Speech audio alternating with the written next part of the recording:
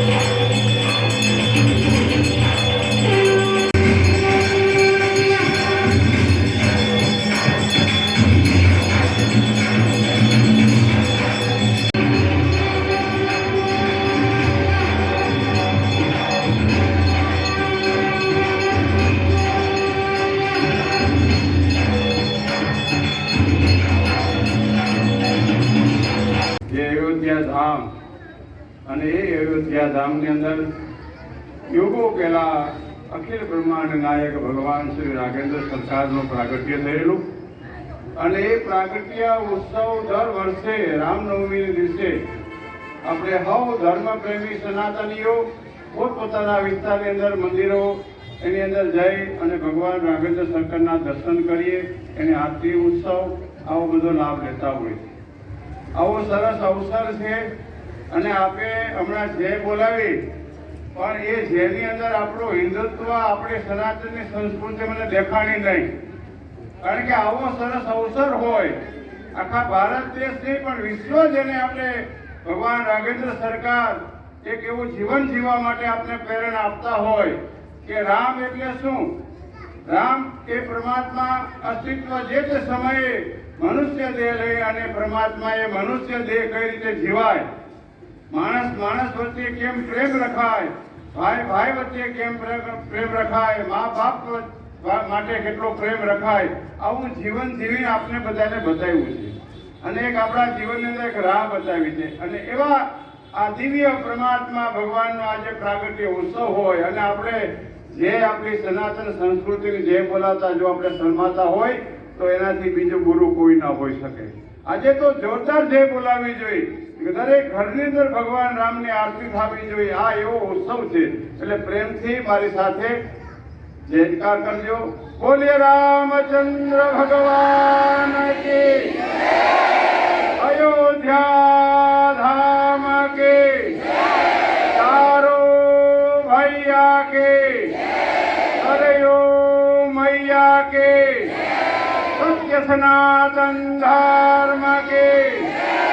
ओम नमः पार्वती पते हर हर महादेव हर. ખૂબ ખૂબ ધન્યવાદ. પ્રેમથી આજે રામનવમી અને રામ જન્મોત્સવની ઉજવણી કરવામાં આવી. આજે આપણા અખિલ બ્રહ્માંડ નાયક ભગવાન શ્રી રાઘવેન્દ્ર સરકાર એટલે પરમાત્મા રામ પરમાત્માનું આજે અવતરણ દિવસ છે. ભગવાન આજના દિવસે અયોધ્યા ધામની અંદર યુગો પહેલા પરમાત્મા અયોધ્યાની અંદર અવતરણ થયેલું પ્રગટ્યા અને એ ઉત્સવને વર્ષોથી અનાદિકાળથી આપણા હિન્દુ સંસ્કૃતિ પ્રમાણે સનાતન સંસ્કૃતિ પ્રમાણે રામનવમી દિવસે ભગવાનનું અવતરણ દિવસે નિમિત્તે દરેક ધર્મપ્રેમી પરિવારો સાથે મળી અને દરેક મંદિરની અંદર જઈ અને ભગવાન રામનો જન્મ ઉત્સવ ધામધૂમથી ઉજવતા હોય છે. આપણી સનાતન સંસ્કૃતિની અંદર જન્માષ્ટમી હોય, રામનવમી હોય, શિવરાત્રિ હોય, આ બધા આપણા સનાતની ઉત્સવો છે. નવરાત્રિ છે, આ બધા આપણા સનાતની ઉત્સવો છે. આ ઉત્સવો આપણે આપણા હિન્દુ તરીકે, આપણે સનાતન સંસ્કૃતિ તરીકે આપણે દરેકે ધામધૂમથી ઉજવવા જોઈએ. અને આજે શ્રી ભગવદ્ ગુરુ આશ્રમ સૂર્ય મંદિરની અંદર પણ જોશીપરા વિસ્તારની અંદર દરેક ધર્મપ્રેમી પરિવારો દ્વારા સવારના 8 કલાકે પરમાત્માના જન્મ ઉત્સવ નિમિત્તે ખૂબ સુંદર શોભાયાત્રાનો મંગળ પ્રારંભ કરવામાં આવેલો અને એ 12 કલાકે અહીંયા પાછી ફરી અને પાછા અહીંયા સૂર્ય મંદિર બધાએ પધારેલા અને જન્મ ઉત્સવ ખૂબ ધામધૂમથી ઉજવવામાં આવેલ છે. દરેક ધર્મપ્રેમી પરિવારને આજે રામ જન્મ મહોત્સવની ખૂબ ખૂબ વધાઈ આપું છું. પરમાત્મા ભગવાન રાઘવેન્દ્ર સરકાર આપને સનાતન સંસ્કૃતિને ઉજાગર કરવા માટે સૌને ખૂબ શક્તિ આપે, ખૂબ પરમાત્મા દરેકને ભક્તિ આપે અને પરિવારની અંદર ખૂબ સુખ શાંતિ આપે એટલી જ પરમાત્માના ચરણો પ્રાર્થના કરું છું.